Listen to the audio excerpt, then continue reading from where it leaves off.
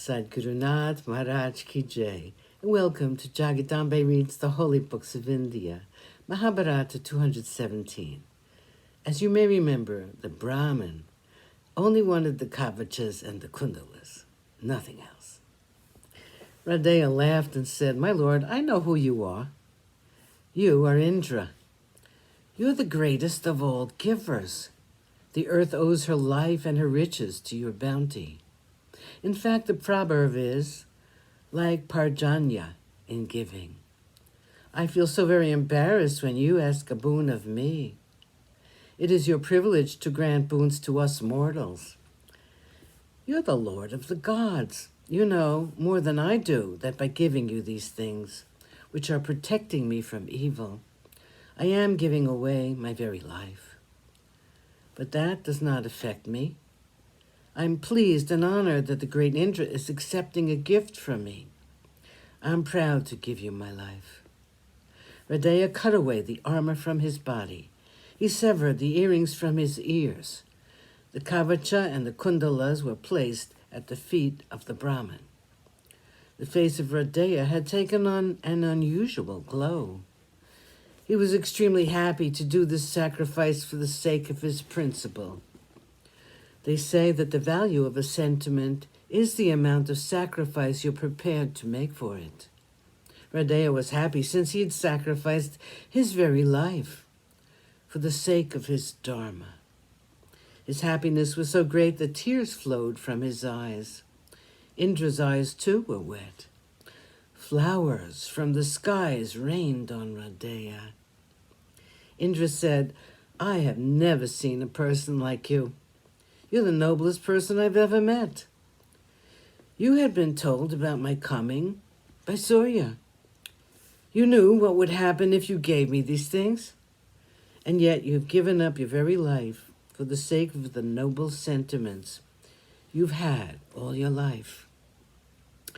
Ask me anything you want except my personal weapon, Vajra. I will give you anything." Radeya smiled and said, "My lord, to receive anything in return for a gift is not proper. It does not become a true giver.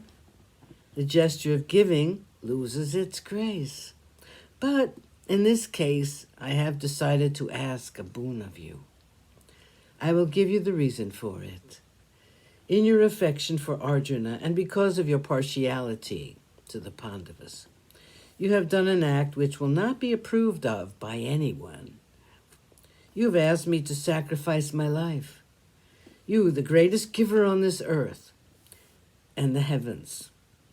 You appeal to the principle I have always followed, that I will not say no to anyone who asks a boon of me. To save you from the censure of the world, I will ask a boon of you. My lord, I have too much respect for you to let the world talk ill of you because of this incident. So I will ask you to give me your Shakti, the weapon with which you destroyed your enemies. It will, to a certain extent, compensate for the loss of the kavacha and the kundalas. The world will then say, Indra took these two from Radeya, but in return gave him his powerful Shakti.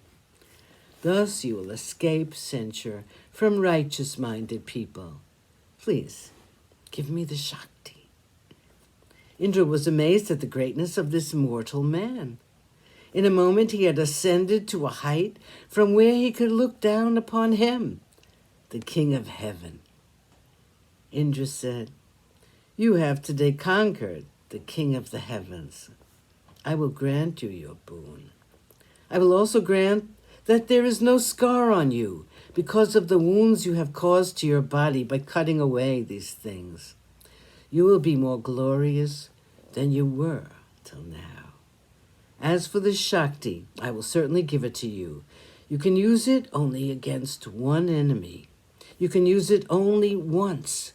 It will certainly kill the person against whom it is aimed, but it cannot be repeated. It will return to me." Sadhgurunath Maharaj Ki Jai. Thank you for coming. I hope you come again.